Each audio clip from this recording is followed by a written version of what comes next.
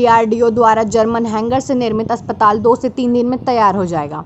वाराणसी में बढ़ते हुए कोरोना की वजह से मरीजों को होने वाली समस्या से निजात दिलाने के लिए प्रधानमंत्री नरेंद्र मोदी के आदेश के बाद डीआरडीओ बीएचयू स्थित स्टेडियम में अस्थायी 1000 बेड का ऑक्सीजन युक्त अस्पताल का कार्य लगभग पूरा हो चुका है, जिससे मरीजों को बेड की समस्या से निजात मिलेगा।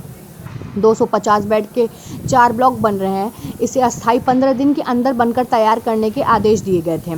इसको लेकर तैयारी जोरों पर है। स्टेडियम में बनने वाला अस्थायी अस्पताल सभी मेडिकल सुविधाओं से युक्त है। ऑक्सीजन वाले बेड को लेकर मरीजों को परेशानी हो रही है। बता दें कि वर्तमान समय में वाराणसी में करीब 45 कोविड-19 अस्पताल चल रहे हैं। 2000 के करीब ऑक्सीजन वाले बेड होने के बाद भी मरीजों को परेशानी हो रही है। कोरोना मरीजों को अस्पताल की आवश्यकता है, लिहाजा 1000 बेड का बन रहा अस्थायी अस्पताल मरीजों को उचित इलाज मुहैया कराएगा। अस्पताल बन जाने के बाद मरीजों को परेशानी नहीं होगी। अस्पताल पूरी तरह अत्याधुनिक सुविधाओं से लैस होगा। एम्बुलेंस के लिए अलग से ग्रीन कॉरिडोर बनेगा, तो वहीं अलग से administration section, patient ward, doctors accommodation, duty room भी होगा।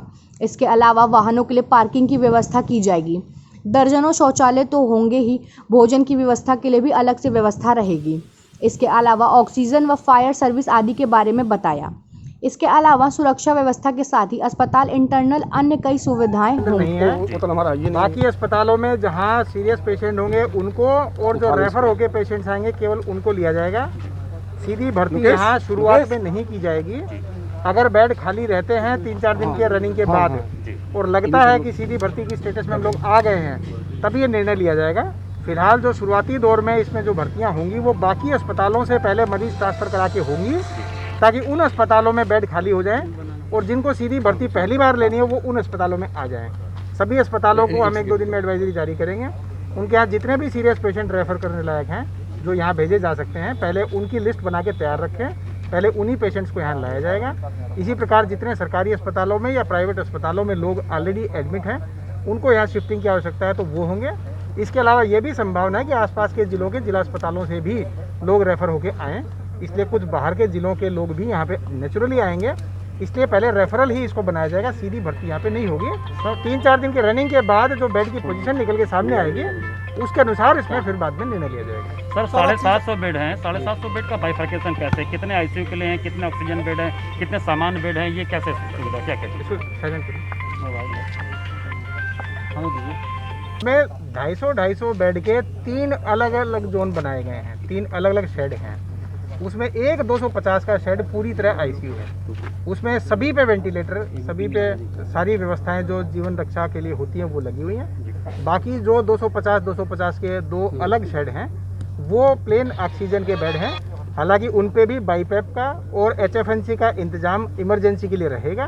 50 एचएफएनसी, 50 बाईपैप वहाँ भी मोबाइल यूनिट की तरह रहेंगी, ताकि उन 250 की 2 यूनिट्स में 500 लोगों को भी जीवन का संकट आता है तो तुरंत उसके ऊपर भी मशीन लगा के उनका जीवन बचाया जा सके और बाद में ये आईसीयू के 250 बेड के कंपार्टमेंट में शिफ्ट किया जा सके। तो 3 प्रकार से ये 250 की कैपेसिटी के हिसाब से ये 750 बेड का अस्पताल है। लगभग सारी व्यवस्थाएं हो गई हैं। कल इसमें ऑक्सीजन डाली जाएगी और सारे वेंटिलेटर्स की टेस्टिंग की जाएगी। 1-2 दिन में सारे डॉक्टर्स हैं वो भी ड्यूटी पे रिपोर्ट करने वाले हैं। 3-4 दिन में इसकी व्यवस्थाएं धीरे धीरे रनिंग में आ जाएगी। मतलब अगले हफ्ते तक इसके प्रारंभ होने की पूरी संभावना? जी, अगले हफ्ते इसको प्रारंभ करना ही है। इसमें मोबिलाइजेशन जो ड्यूटीज़ का है वो लिखा पढ़ी में आदेश जारी होने शुरू हो गए हैं। डॉक्टर्स, नर्सिस, पैरामेडिकल स्टाफ, कुछ डिफेंस से आएंगे, कुछ बीएचयू से आएंगे। दोनों प्रकार से मिला के ये सारी व्यवस्था बन गई है। भारत सरकार से प्रतिदिन इसके बारे में वीसी चल रही है। 1-2 दिन में सारे आदेश जारी हो जाएंगे, लोग ज्वाइन करना शुरू कर देंगे। इधर इसमें लिक्विड ऑक्सीजन डाल के टेस्टिंग शुरू हो जाएगी। जैसे स्टाफ आएगा हैंड्स ऑन ट्रेनिंग 1 दिन करा दी जाएगी, उसके अगले दिन अस्पताल चालू करा दिया जाएगा। वाराणसी जनपद में कुल कोरोना मरीजों की संख्या 71,324 है, जबकि 54,710 मरीज स्वस्थ होकर अपने अपने घरों के लिए डिस्चार्ज हो चुके हैं। वर्तमान में एक्टिव कोरोना संक्रमित मरीजों की संख्या है 16,006। अभी तक 607 कोरोना पॉजिटिव मरीजों की मौत हो चुकी है। करीब 90% काम पूरा हो चुका है। 1-2 दिन में जितना भी और काम बचा है वो भी सारा कार्य पूरा हो जाएगा। ऑक्सीजन का भी टाइप की बातचीत चल रही है। ऑक्सीजन का जैसे हम लोग टाइप हो जाता है, मैन पावर भी हम लोग के 2-4 दिन में आ जाएंगे और बहुत शीघ्र ही ये 750 बेड का अस्पताल है। इसका प्रथम फेज में 250 बेड के जो आईसीयू बने हैं उसको हम लोग बहुत शीघ्र ही संचालित करेंगे। सर, इस फायर अस्पताल में किस तरीके के मरीजों की इसमें मरीजों की भर्ती कंट्रोल रूम के माध्यम से ही होगी और जो भी रेफ़र किए जाएंगे केसेस वो यहाँ पर आएंगे। उसके लिए हम लोगों ने एक पूरी व्यवस्था बना ली है और यहाँ पे जो मेजर जनरल साहब आए हैं उनके साथ भी कोऑर्डिनेशन हो गया, डीआरडीओ के साथ भी कोऑर्डिनेशन हो गया है और बहुत से भी अस्पताल को संचालित किया। सर, जिस तरह से वेंटिलेटर वगैरह बाहर से भी कुछ मंगाए गए हैं तो इससे मरीजों को कितनी मदद मिलेगी? पूरी मदद नहीं, करीब करीब 250 वेंटिलेटर के बेड हैं, 50 हमारे बाईपास हैं, कुछ HFNC हैं और बाकी सारे उपकरण भी हमारे करीब करीब आ गए हैं। सर, इसमें क्या क्या सुविधाएं होंगी? इनमें 3 लोगों को भर्ती कराया जाएगा? बताया तो आपको भाई, बताया तो इसमें रेफर्ड होंगे पेशेंट उनको भर्ती कराया जाएगा और कुछ ऐसे जो पेशेंट जो क्रिटिकल होंगे सीधे भी आते तो उनको भी भर्ती कराया जाएगा।